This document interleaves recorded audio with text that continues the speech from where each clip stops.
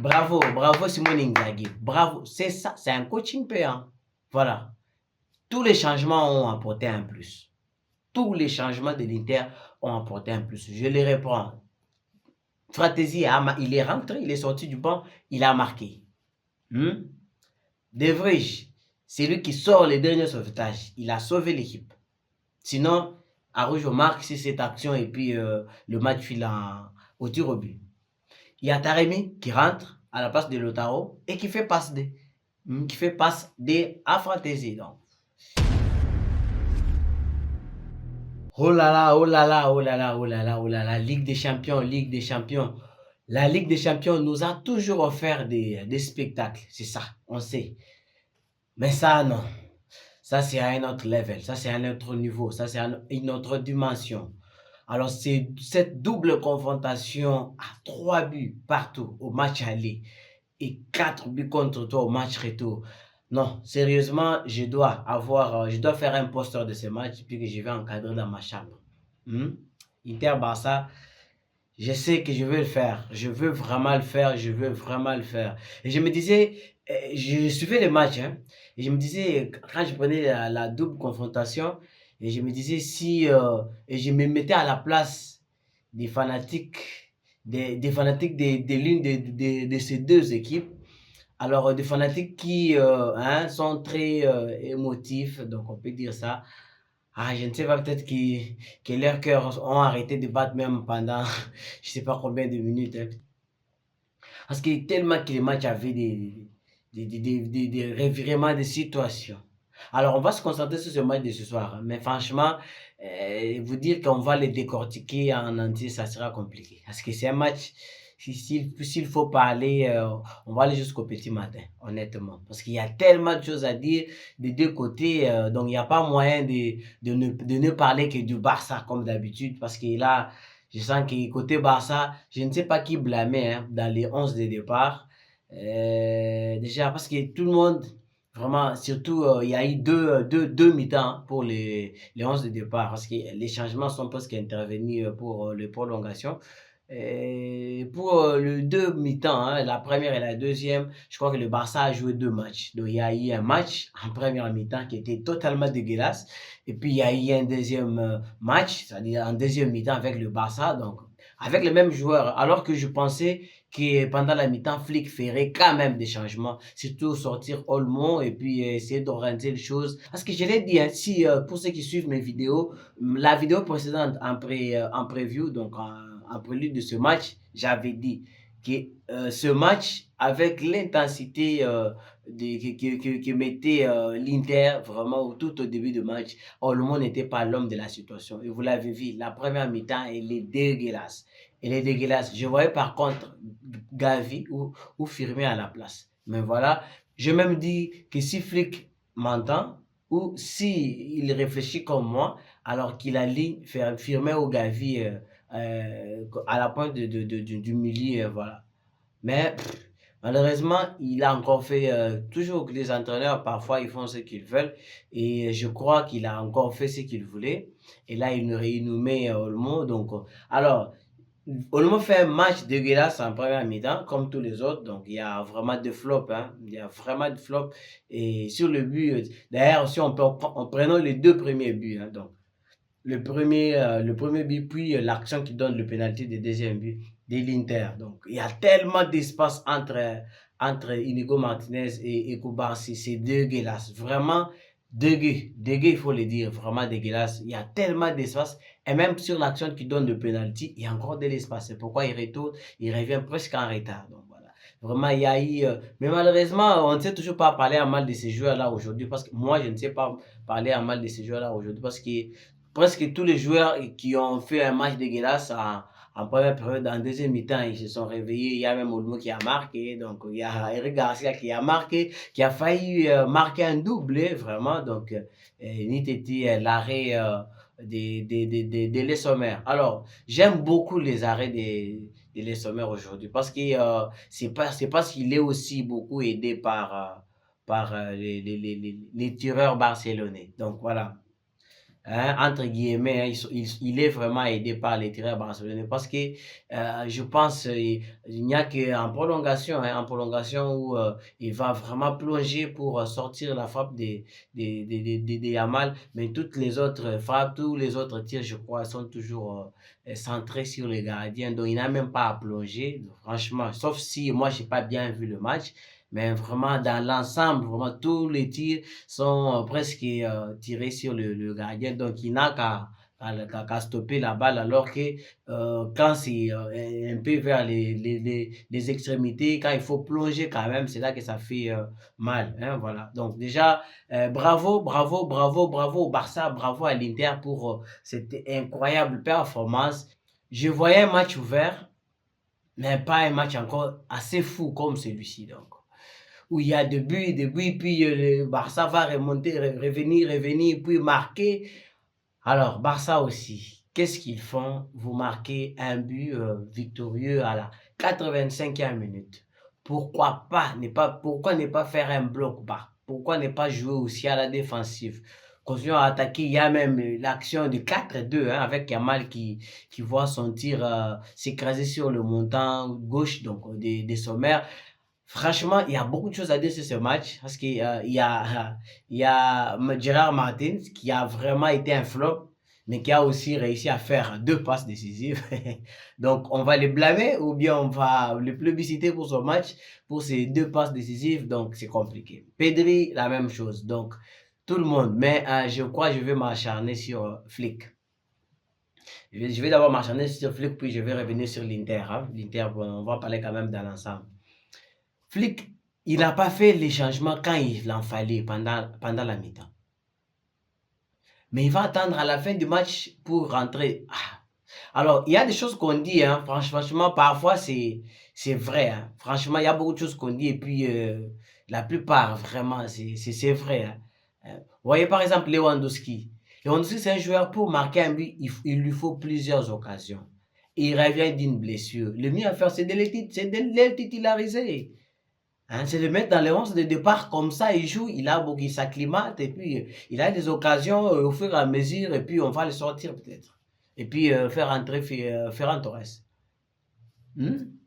Tous les changements de flics n'ont rien apporté. On va commencer par Araujo. Araujo qui s'est fait tuer, s'est fait éteindre totalement par Thuram. Alors pourtant Thuram est resté tout le match muet. Il n'était presque pas dangereux. Il était presque fatigué tout le match. Mais il réussit quand même à éteindre littéralement Araujo qui sortait du banc. Hein, franchement, non, non, non, c'est incroyable. C'est pas logique.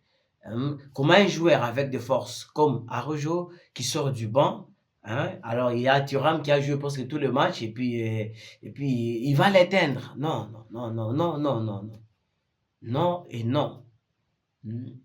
Il y a Araujo qui rentre, ça ne donne pas, c'est rien, c'est foutu. Gavi qui est rentré, il n'a presque rien donné, et c'était franchement dégueulasse. Et Lewandowski, il fallait même plus le faire rentrer, parce que honnêtement, soyons réalistes. Nous tous nous connaissons comment Lewandowski joue. Est-ce que c'est un joueur à faire rentrer à des moments comme celui-ci? Non. Hmm. Lewandowski, il faut le faire entrer au début du match. Il débute dans les 11 de départ plutôt. Donc il commence avec le match.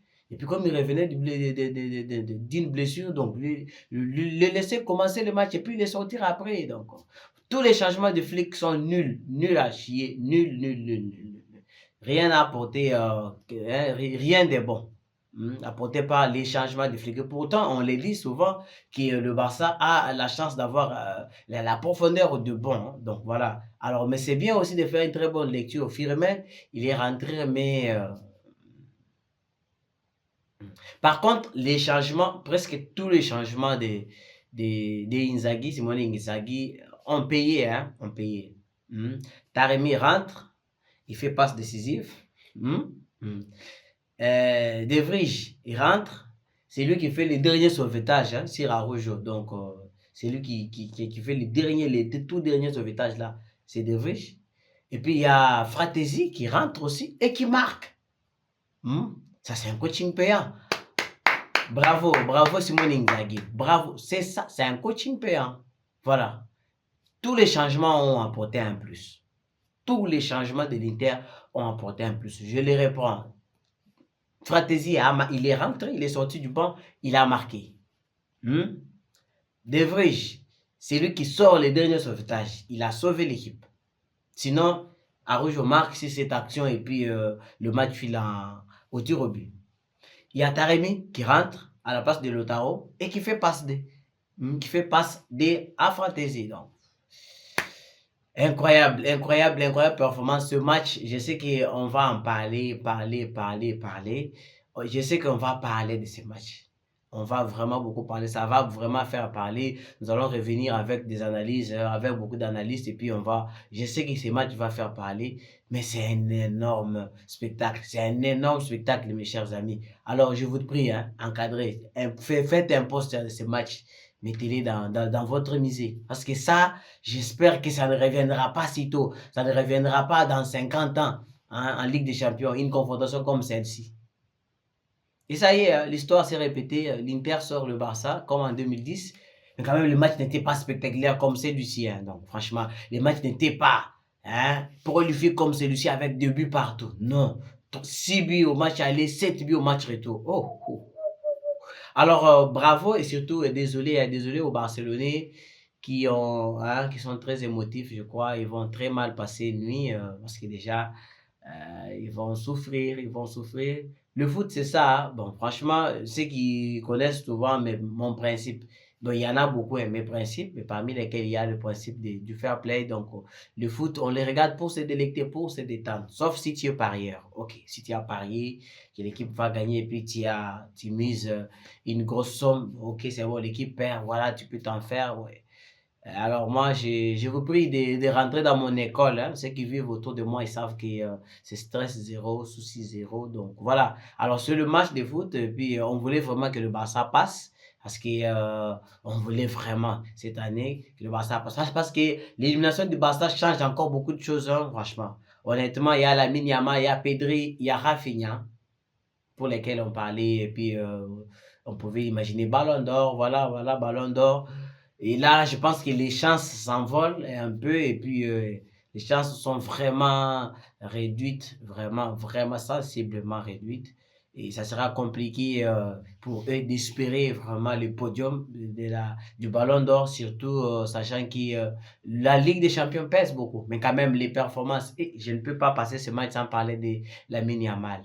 Non, mais ces gars, je vous jure, tout le monde l'a dit. Et puis, à l'unanimité, je pense qu'il en faudra. Simone Inzaghi a parlé de 50 ans. Mais moi, je pense qu'il en faudra peut-être 100 ans. Il faudra un siècle pour voir un joueur comme Lamine Yamal à son âge et puis faire ça dans des moments comme celui-ci. Parce qu'il y a des joueurs qui sont quand même flamboyants, étincelants, mais on peut compter des matchs au bout des doigts et puis ce pas des matchs vraiment contre des cadors européens, mais la prestation, les performances d'ailleurs, les performances que Yamal nous a offertes. Donc, au match aller, au match retour face à l'Inter. Franchement, on n'arrivait pas à lui ravir le ballon. Donc, personne n'y est arrivé. Combien de fois il a tiré, combien de fois il a fait centre, combien de fois il a dribblé, combien de fois. Non. Franchement, il doit être l'homme du match. Il doit être MVP. C'est que le Barça est éliminé, mais Yamal doit être homme MVP.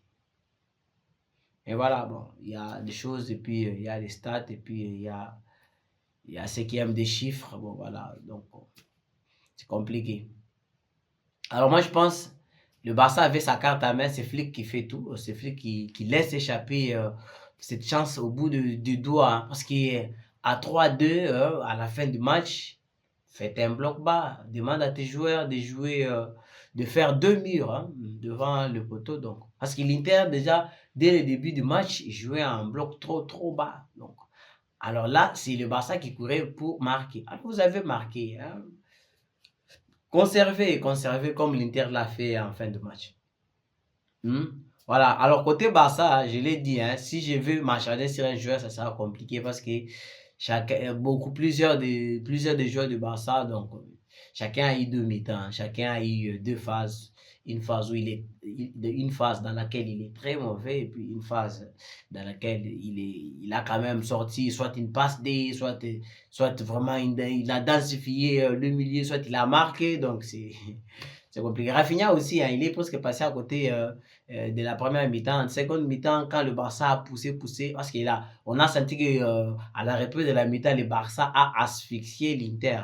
Et là, c'est là quand même qu'on a senti Rafinha faire quand même deux, trois mouvements, mais son match est presque en dessous de la moyenne, bien qu'il marque aussi. Donc, déjà, le fait qu'il ait marqué, ce n'est plus en dessous de la moyenne, et puis il remonte la pente, ça devient compliqué. Donc, voilà, ça va demander beaucoup de manies pour savoir parler d'eux. Donc, voilà, en gros, c'est ça. Il y a par contre Eric Garcia que je vais quand même féliciter parce qu'il a quand même assuré à l'absence de Koundé. Il a quand même fait, on n'a pas vraiment senti l'absence de Koundé, hein, vraiment. Parce que Eric Garcia a quand même fait deux, trois actions offensives et puis il a même failli faire un doublé. Puis voilà. Incroyable performance. Chesney, voilà. Chesney, je pense que l'aventure s'arrête là en Ligue des Champions. Lui qui rêvait quand même jouer aussi une finale. Bon, Chesney, c'est bien. Alors, il a quand même fait ce qu'il pouvait, mais le sommaire a fait plus que Chesney aujourd'hui. Parce que le Barça a beaucoup tiré d'ailleurs. Et j'ai l'impression que je pense que si l'Inter avait des tirs, hein, le même nombre de tirs que le Barça, il aurait peut-être beaucoup plus de buts que ce qu'il a eu. Donc, parce que Chesney, sa période d'invincibilité est passée. Hein, donc, c'était peut-être juste un moment et puis c'est passé. Parce que depuis un certain temps, depuis un certain temps, le Barça, on ne compte plus sur sa capacité à ne pas encaisser de buts, mais on compte sur sa capacité de marquer plus de buts qu'il en encaisse. Donc voilà. Et aujourd'hui, malheureusement, il encaisse plus que ce qu'il marque. Donc voilà, et c'est pourquoi ils sont partis. Le rêve s'arrête, le rêve du triplé s'arrête là, chers amis. Alors, j'ai pris beaucoup de temps aujourd'hui. Désolé. Alors, je vous laisse aller dormir. Et bien de bonnes choses à vous. Hein. On revient sur ce match avec des analyses et puis quelques actions hein, qu'on va essayer de décortiquer pour voir par où la faille est arrivée. Mais sinon, bravo à l'Inter. Hein, bravo à l'Inter. Ils sont très costauds. Ce que les gens ne savent pas, bon, vous savez, mais hein, vous essayez juste de minimiser, c'est la mettre ça de côté. L'Inter a joué la finale il n'y a pas longtemps contre City. L'Inter a même failli remporter cette Ligue des Champions face à cette équipe-là, City Prime. Franchement, dans le Prime de City, l'Inter a voulu. Alors, je vous rappelle que c'est presque le même effectif. Hein. Donc, c'est le même effectif, c'est presque le même effectif qui est là. Alors, qui est resté, c'est un projet, voilà, qui a abouti quand même à quelque chose. Bravo à Flick, qui a quand même réussi à amener le Barça jusqu'ici, parce que ça faisait quand même beaucoup, presque 5 ou 6 saisons que le Barça n'avait pas franchi la ligne de quart de finale. Donc voilà. Énorme performance dans l'ensemble, vraiment un match inoubliable. Dites-moi dans les commentaires qu'est-ce qui vous retient le plus. Dites-moi, écrivez-moi, dites-moi qu'est-ce qui vous a arrêté, qu'est-ce qui a plus attiré votre attention, qu'est-ce qui vous a plu et surtout c'est où le Barça a fauché. Parce que moi je pense que c'est le coaching qui n'a pas bien fonctionné aujourd'hui. Donc c'est le coaching, fallait pas commencer avec Lewandowski au banc et puis le rentrer vers la fin, c'était presque inutile. Donc fallait pas aussi jouer avec une équipe qui cherche à marquer un autre but alors que vous menez déjà et que le match tend à la fin, nous jouons les arrêts de jeu. Donc voilà, Flick. Je pense que tu as quand même fait beaucoup de bien, beaucoup de bonnes choses depuis jusque-là, mais là. C'est toi le problème, c'est toi la cause principale. Alors bravo et surtout des très bonnes choses à vous. Félicitations à l'Inter et bravo aux Madrilènes qui sont aussi contents parce que l'Inter a éliminé le Barça. Et j'espère que le match de dimanche va encore nous départager. Voilà, les classicos, hein, n'oubliez pas. Alors on va se retrouver pour un autre début, je crois peut-être les dimanches. Non, demain, on va décortiquer Arsenal PSG et puis on va voir ce que ça va donner. Bye et à très bientôt.